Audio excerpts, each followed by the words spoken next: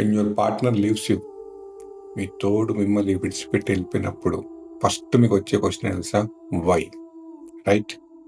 ఒక్క పదం వై మిమ్మల్ని ఎంత కృంగదీస్తుందో.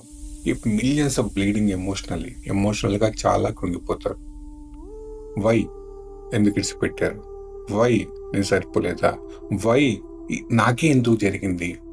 వై వై వై ఆ వై విడిచిపెట్టండి. ఎందుకంటే ఎగ్జాంపుల్, మిమ్మల్ని ఒక పాము కరిచింది అనుకోండి, పాము కాటేసింది అనుకోండి, ఆ పాము వెనుక పరిగెడతారు, ఎందుకు నాకు కాటేసావని? నో, మందు కోసం వెతుకుతారు, రెమెడీ కోసం వెతుకుతారు. రైట్?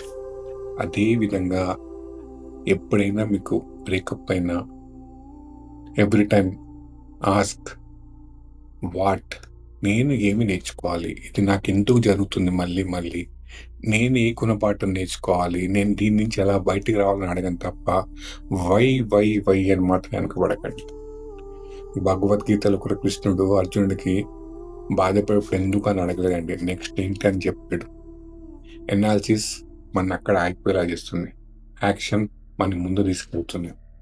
సో అనాలిసిస్ పెరాలసిస్ ఆ మోడ్లోకి వెళ్ళకుండా యాక్షన్ తీసుకోండి. ఎందుకు అని కాకుండా ఇక్కడ నేను ఏం నేర్చుకుని ఈ సిచ్యువేషన్ బయటికి రావాలి, మళ్ళీ నా లైఫ్లో ఇది జరగకుండా నేనే జాగ్రత్త తీసుకొని ఆలోచించండి, లైఫ్ బాగుంటుంది. ఓకే, ఛానల్ లైక్ చేసి ఫాలో అవ్వండి. ఇంకా మరిన్ని టిప్స్ ఇస్తాను. Because healing begins when you start asking what, not why. Thank you. Stay connected. Bye.